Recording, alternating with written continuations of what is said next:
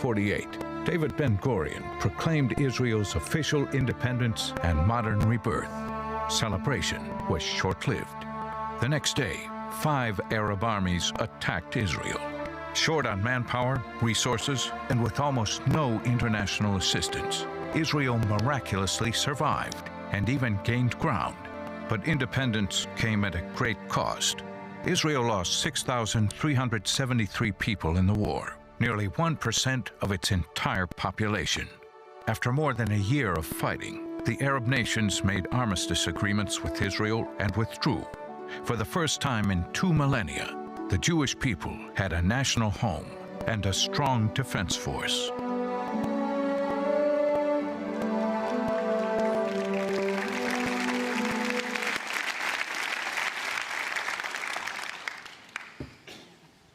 Most of y'all know I'm a lawyer. This next person is a judge, so he outranks me. But it's my pleasure to introduce the Honorable Roy Altman. He was appointed to the U.S. District Court Judge for the Southern District of Florida by President Donald Trump in 2018. Go ahead, it's a big deal. At the time of his nomination to the bench, Judge Altman was a member of several Jewish organizations, including the American Israel Public Affairs Committee and the Republican Jewish Coalition. He has written opinion pieces and has spoken publicly about the Israel-Hamas war and against the rising tide of anti-Semitism in the United States. Judge Altman received a Bachelor of Arts in 2004 from Columbia University and his Juris Doctor in 2007 from Yale. Ladies and gentlemen of Kufi, all rise for the Honorable Judge Altman.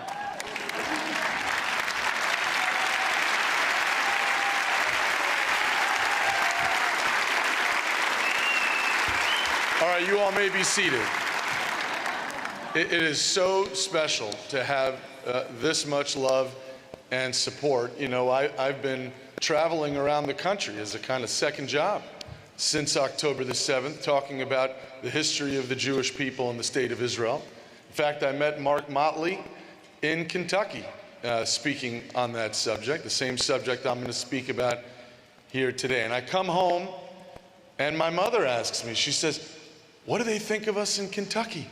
And I said, "Ma, well, they're very divided in Kentucky." She said, "Oh, even in Kentucky they're divided." And I said, "Look, good news is that 50% of them think Hamas is the worst thing in the world." And she said, "Only 50%? And I said, "The other 50% think it's the Columbia University protesters."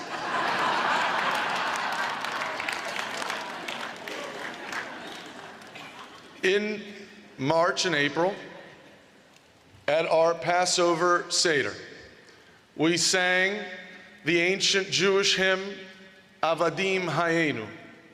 We were slaves in Egypt, just as our ancestors have done for thousands of years. And when the song was done, my sons, Gideon and Aaron, came to me and said, "Papa, my teacher tells us that we aren't slaves anymore, that we're now a free people in our own land."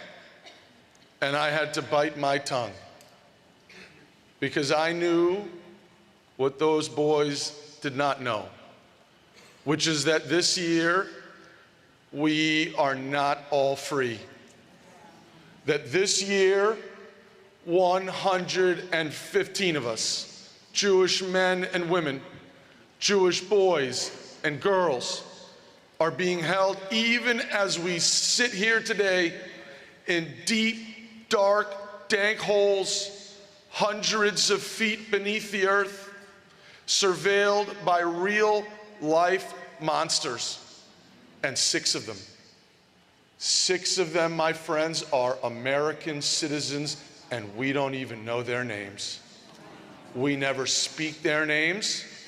We never hear their names on our television broadcasts. We never read their names on the pages of our newspapers. Ask yourselves, why? In March, 14 federal judges from around the country, one of whom, Judge Solemson, is here today, took a first-ever judicial education mission to Israel. Half were Jewish, half were Christian. We watched the 47-minute video of Hamas atrocities, a barbarism, a mutilation, a slaughter of innocent Jews like you could never in your darkest nightmares begin to conjure, set against the backdrop of jubilation, of high-fiving, of cackling, of repeated refrain, not free Palestine, we never heard that, of Allahu Akbar, over and over and over again. When it was all said and done, more than 1,200 people lay dead, beheaded, mutilated, burned alive in front of their families. And yet, on the campuses of my alma maters, at universities all across this country, we Jews are the aggressors. They raped hundreds of women and girls. And yet, in Western media outlets, we Jews are the oppressors. They took more than 250 of us hostage and held them in holes for 100, 200, now 297 days, and yet at the United Nations, we Jews are the violators of human rights. The moral confusion, the moral vulnerability, the moral perversion is almost too pathetic for words. Where does it come from? It comes from a series of lies that have been told about Jews and the one Jewish state in the world. Some of you have told me that you've seen my speeches in the last 9 months. You know that I talk about 6 big lies, but I only have time for 3 of them, and I've been told that if I go over my time, I'm going to be yanked off this stage. So I'm only going to tell you about 3 of them. The first big lie, the lie that has swept academia, is the most preposterous lie of all, that Jews are colonists in the land of Israel. Folks, you know that Jews have lived and ruled in the land of Israel for thousands of years because you know your Bible. But in the 19th century and early 20th century, it was common to say that the Bible was just a story. Folks, what you probably also know, but which they do not know on the college campuses across this country, is that in the last 100 years, archaeology has proven the Jewish pedigree in the land. The first mention of Jews outside the Bible in the archaeological record comes from the year 1205 BC. That's more than 3,200 years ago. Merneptah was the son of Ramses II, the great builder of ancient Egypt. And when Ramses died, Merneptah became emperor. And he composed a stele. It's a giant basalt tablet made of rock. It's about 10 feet high and 12 inches thick. It looks like the tablets that Moses would have brought down from Sinai if Moses was carrying a 10,000-pound stone. Nowadays, people like to say it's Zionist propaganda, but it was found in the 19th century by a German archaeologist, and it's being housed in the Cairo Museum. And on Merneptah's stele, 3,200 years ago, Merneptah writes about all his military accomplishments. And at the very bottom of Merneptah's stele, Merneptah's scribes write that he brought his Egyptian army into, not Palestine, no such thing existed, into Israel. And he fought the king of Israel in battle right at places like Ashkelon and Gezer, 2 cities that are still in the land of Israel today. And it's not just Egypt. If you go all around the periphery of the modern state of Israel, you'll find similar archaeological finds over the last 100 years. In what's now Jordan, the people who used to live there, you'll remember from the Bible, they were the Moabites. And the Moabites had a king named Mesha. And Mesha also wrote a stele in the 840s BC. And Mesha's stele says that he went to war against the house of Israel. And he said something amazing. He said that he went to war against the men of God, G-A-D. You'll remember from your Bible, God was one of the 12 sons of Jacob, one of the original 12 tribes of Israel. He says he went to war on the other side of the river, the Jordan River, in what's now Judea and Samaria, against the tribe of God who lived there. And he says in 840 BC, those men, the men of God, have lived in that land, the land of Israel, since ancient times. Even in the 840s BC, it was clear to the people who lived in what we now know as Jordan that Jews had lived and ruled in the land of Israel since ancient times. Just to put context, folks, Muhammad isn't born until 570 AD. Islam isn't a thing in the world until 620 AD. That means that Jews had been living and ruling in the land of Israel, according to the archaeological record, for thousands of years before Islam was even a thing in the Middle East. Fast forward, I want to tell you about the year 132 AD. The Jews were living under Roman rule, and they were not happy. The Romans had forbidden the practice of circumcision. They had expelled them from Jerusalem, the holy city that King David had built. And they revolted. This revolt came from the north. The revolutionary was named Simon Bar Kokhba, Simon, son of the star. And they sloughed off Roman rule for 3 years, and they issued their own currency. Folks, you can go to the Israel Museum and see these coins. There are thousands of them. Actually, when we, the judges, were in Israel, I asked to touch them. And they said, "You're not allowed to touch them, Judge." I was upset, but I still took a photo. On the front part of the coin is the facade of the Second Temple. The same Second Temple the Jews had built in 538 BC, when Cyrus II, the Persian king of kings, had sent them back from exile into Jerusalem and told them to rebuild their temple. Above the facade of the Second Temple is the Magen David, the Jewish Star of David, which still adorns the center of the flag of the Jewish state of Israel, an unbelievable connection to our past, and don't ever forget it. But that's not all. On the back side of the coin, on Bar Kokhba's coins from 2,000 years ago, around a lulav. The lulav is the plant that we Jews shake on the holiday of Sukkot to commemorate our exodus from Egypt 3,000 years ago. Around a lulav is written, not in Polish. Remember the college professors at Columbia, they say we came from Poland and Belarus and Brooklyn, I guess, in the 20th century. It's not in Polish, it's not in Belarusian, it's not in English from Brooklyn. In crisp, clear Hebrew letters are written the words, "Year one for the redemption of Israel."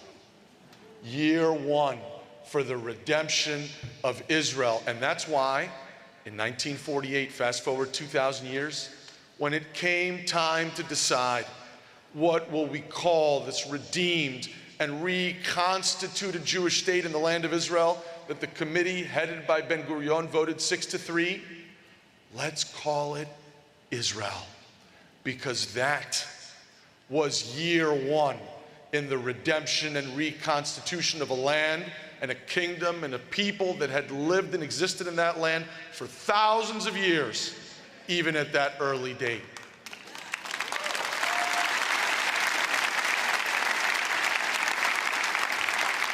The land of Israel was, and I'm going to use this word for the first time, then occupied by foreign forces. First the Romans, then the Byzantines. Then we get our first occupying Arab armies who come in the 630s, the Rashidans. Arabs are not from Israel, folks. They're from Arabia. And the Rashidans are descendants of Muhammad. They come to Israel, they conquer, they stay, and then they lose it to the Umayyads from Damascus, another occupying force. And the Umayyads lose it to the Abbasids from Baghdad. And the Abbasids lose it to the Fatimids from Egypt, and the Fatimids lose it to the Seljuks from Turkey. And then the Crusaders come, and they're there for a couple hundred years, and they lose it to Saladin's forces, also from Egypt, who then loses it to their own slave warriors, a slave army from Egypt called the Mamluks, who were there until an overwhelming foreign empire takes over all of the Middle East, including the land of Israel, in 1517, and that, of course, is the Ottomans.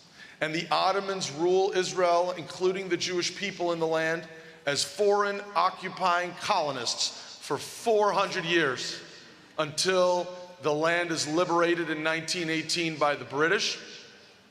And finally, 30 years after that, as I mentioned, we get the redemption of the Jewish state of Israel. Folks, if you go back 3,000 years ago to Merneptah Stele, and you analyze all the different people who existed in the world at that time, there is only one people who still speaks the same language, practices the same religion, and lives and rules in the same land as they did 3,000 years ago, and those are the Jews who live in the modern state of Israel. If we care about the rights of indigenous people, there are no more indigenous people on the face of the earth than the Jews who live and rule in Israel, and you don't have to take my word for it.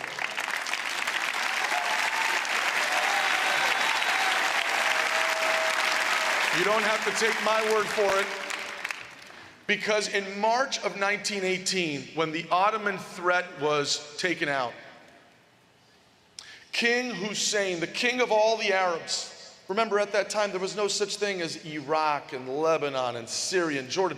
Those are all inventions of a colonialist period. Back then, there was just the king of all the Arabs, King Hussein. It's his son, Prince Faisal, you may have seen him, along with Peter O'Toole, T.E. Lawrence, who sloughed off Ottoman rule in 1917. That's his son. In March of 1918, King Hussein, the leader of all the Arabs, writes an op-ed, not in the Wall Street Journal, in the Al-Qibla Daily News, the Mecca Daily News. And he says, if we want the British and French powers to take our claims to our ancestral land seriously, by which he meant Mesopotamia, Iraq, of course the Arabian Peninsula, then we cannot deny the ancestral claim of the Jewish people to their ancient homeland. And he ended the article by saying, and I quote, "They, the Jews, are the original sons of that land, the land of Israel."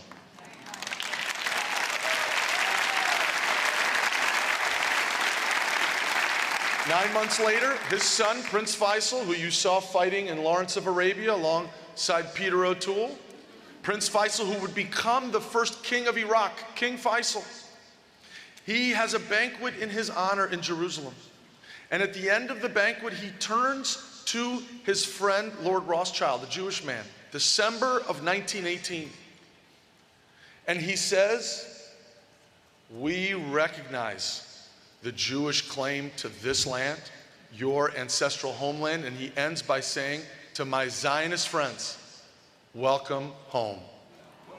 And yet we Jews are called settlers, colonists, and occupiers in our own land. Ask yourselves why. The second big lie I want to talk to you about today is that what happened in 1948 was illegitimate and aberrational. Folks, nothing could be further from the truth. There are three main ways in which a nation, a people, can become a state. You can win it in a war, and there are two kinds of wars: offensive wars, not that legitimate, and defensive wars, legitimate. You can have a long presence in the land, well established, and you can have a legal deed that says, I have a right to this land, much as you would in your home. Let's compare it to a country we all, I hope, agree is legitimate, the United States. We won it in a war, 1775 to 1783, but it was an offensive war. George III didn't want that war. In fact, when John Adams goes as the first minister to England, what does King George say? I was, quote, the last to agree to the separation. He didn't want that war. We started that war, we won that war. Are we legitimate sovereigns? over our land? Of course we are. Second prong, we came in 1607 to Jamestown, but we came as Englishmen and women. We really didn't think of ourselves as different than Englishmen and women until a trial in Boston in 1761. A trial where James Otis, an early leader of the Patriot movement, said very patriotic things that a young man in the audience, John Adams, and his cousin Samuel Adams were very much moved by. In fact, John Adams would write at the end of his life, it was, quote, then and there, in that courtroom in Boston, that the child revolution was born. So are we indigenous to the land? Of course not. Have we been here for thousands of years? No, we haven't. But are we legitimate sovereigns over our borders? Of course we are. Third prong. Do we have a document? Well, we have one of the greatest documents of all time. Not as great as the Bible. Maybe second best. The Declaration of Independence. But it was written by Thomas Jefferson, and it was edited by the 5 members of the Committee on Style. Jefferson, Adams, Franklin, Livingston, and anyone from New Haven? Roger Sherman. He was mayor of New Haven like 12 times. He was like the Bibi Netanyahu of New Haven, Connecticut. Who are they? They're all patriots. They're all Americans. They're all revolutionaries. We don't have a treaty with another country recognizing our right to exist until Ben Franklin negotiates one with France several years later. But are we legitimate sovereigns over our lone land? No one would suggest that if 4,000 Mexican nationals crossed over the border into San Diego tomorrow morning and slaughtered, to Pastor Hagee's point, 42,000 citizens of La Jolla, California, and took several thousand of them hostage and held them in holes for hundreds of days beneath the land in Tijuana, that somehow that would be okay because we weren't indigenous to the land and we didn't have a document. No one would say that. That would be absurd. And yet that's what people say on October 8th at places like Yale and Harvard about Israel. So let's look at the 3 prongs. First prong, they have won the land in war after war after war. 48, invaded by 5 Arab armies. 56, when Gamal Abdel Nasser closes the Suez Canal. 67, against 3 Arab armies. 73, invaded by 6 foreign armies on the holiest day of the year, and still they won. Not wars of offense. Existential wars of survival. They have won and fought for, bled on the land, defended the land with their sons and daughters, unquestionably legitimate of their borders. Second prong, we've already established. The Jews haven't been there for 50 years, or 100 years, or 400 years. We're the indigenous people of the land. We've been there for thousands of years. Third prong, the Jews don't just have a Declaration of Independence. They do have that. There is an Israeli Declaration of Independence. By the way, signed by 2 women, one of whom, Golda Meirson, would later become prime minister as Golda Meir. But they have an international decree voted on by the combined nations of the world in General Assembly, 33-13 in 1947.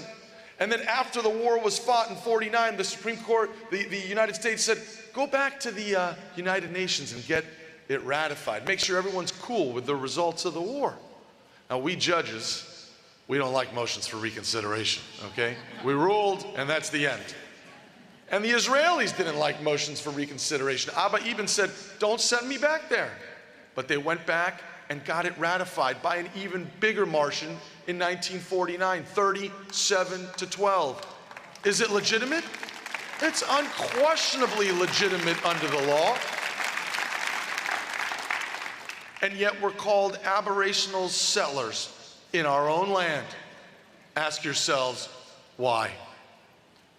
The third big lie, and the last big lie I want to talk to you about tonight, is the same lie they've been telling about Jews for thousands of years.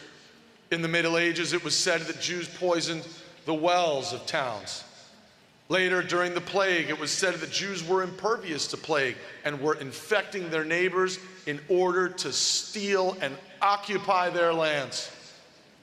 It was said in the Renaissance that Jews would kill non-Jewish babies in order to eat their blood in the matzah we ate on Passover, the ancient blood libel. Folks, now we have a blood libel repackaged for a 21st century audience. The preposterous claim that Israel is committing genocide in Gaza. Folks, the population of Gaza has increased tenfold since 1948.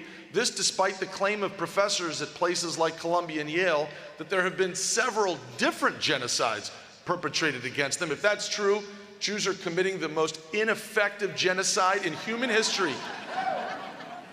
But you don't have to take my word for it. John Spencer, a major in the U.S. Army and the chair of the Urban Warfare Project at West Point, and Colonel Richard Kemp of the British Army have studied almost every urban warfare incident in world history. And they have told us that over the last 100 years, the average and acceptable limit of militant to civilian casualties in the context of urban warfare is 1 to 9. 1 militant to every 9 civilians. And that's because fighting in urban environments is hard, it is ugly, and it is tragic. We, the United States and our allies, set the gold standard in Iraq and Afghanistan. We had a militant to civilian kill ratio of 1 to 4.5, 1 to 5. And many scholars believe that no army would ever be able to meet that standard. Folks, even if you believe Hamas's preposterous numbers, which come from, as you heard earlier, the Gaza Health Ministry, and as my friend Gabe Groisman says, we've never met the minister because he's hiding in a hole, Yahya Sinwar.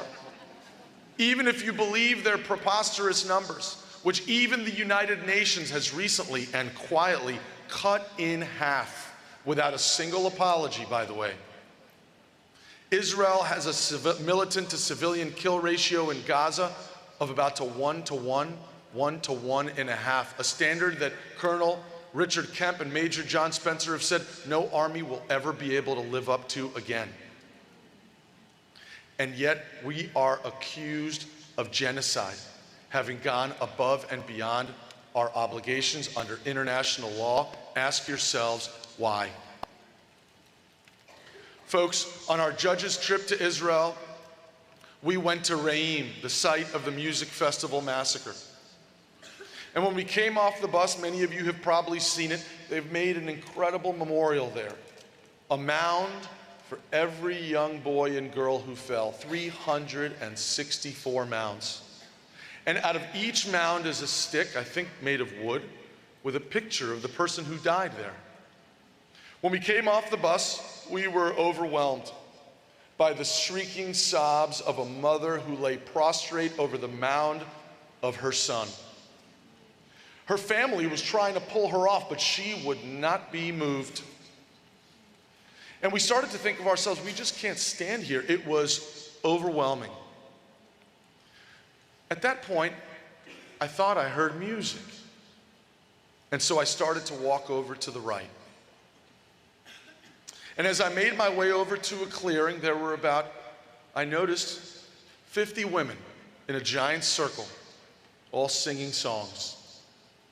And I recognized the area where they were standing because we had seen it on the 47-minute video. Towards the end of the video, an Israeli soldier comes to the Re'im massacre site. And he starts shouting, Mishu Chai, Mishu Chai, is anyone alive? You see it from his body cam footage. And he comes to the rectangular bar with a low wall. And he looks over the wall. And it was like a scene from the Holocaust, only in color. Bodies splayed everywhere, burned, mutilated, all dead. That was the spot where these women had come to hold themselves arm in arm.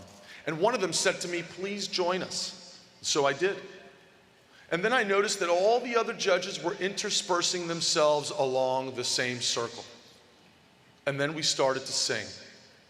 And we sang the ancient Jewish hymn, Hatikva. And I thought to myself, what an unbelievable symbol of these people. in the spot where more innocent Jews were butchered than in any other place on earth since the camps were released in 1945. These 50 women had left whatever they were doing that day on a Thursday to get a bus and drive all the way from Tel Aviv down to the Gaza envelope to the south, 2 hours away. And they came to sing not of vengeance or vindictiveness or hatred, but of hope, because that's what tikva means. It means hope. Hope for each other, hope for the land, hope for the country for which they and their ancestors had fought and bled for 2,000 years. A country, a people, deserving of our love, our admiration, and our support. So let me leave you with this one thought. There is this claim now that anti-Zionism is an anti-Semitism. You've all heard it. You may even know people who say it. We don't hate Jews, they say. We just hate Zionists. Never mind that in the latest Pew poll, 85% of the world's Jews consider themselves Zionists. We don't hate Jews, they say. We just hate the Jews who live in Israel. Never mind that that's almost 50% of the world's Jews. We don't think it's okay to rape hundreds of women and their daughters. We think that's horrible. In fact, if it happens to any other people in the world, we're going to travel around the world, making sure that everyone knows how not okay we are with it. We just kind of don't care when it happens to the women and girls in the one Jewish state in the world.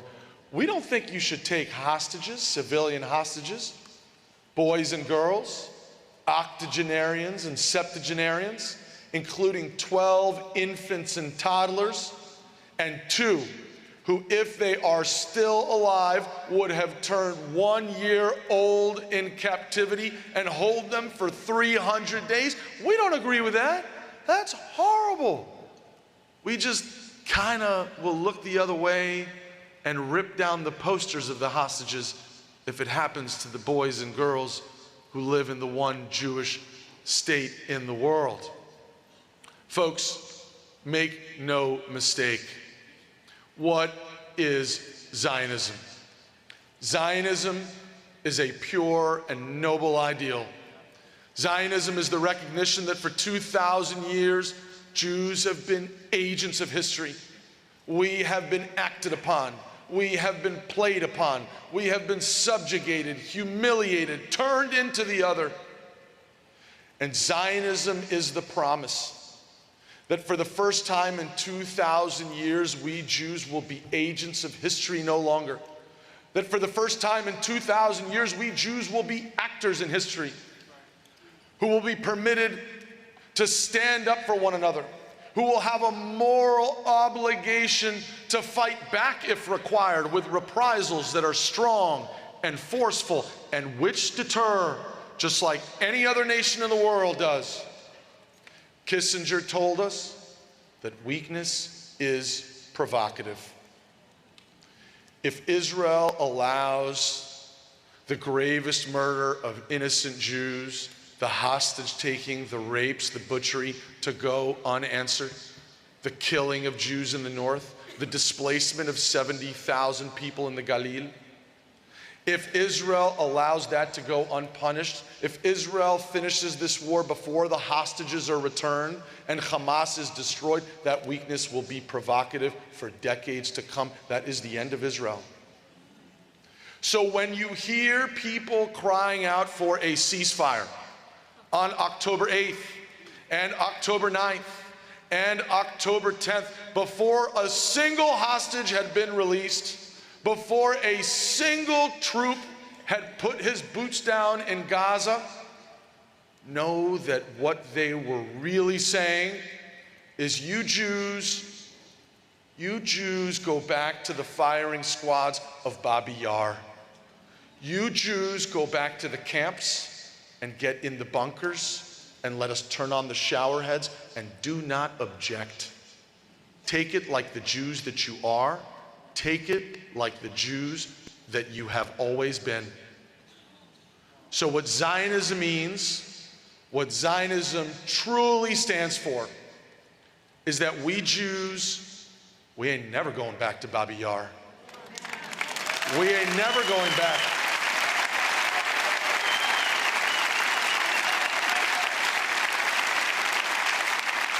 We ain't never going back to the camps. We ain't never going back to Auschwitz and Dachau and Treblinka again, because we Jews and our allies around the world, including and especially in this room, we do object. And that is the true meaning of Zionism. Thank you all very much.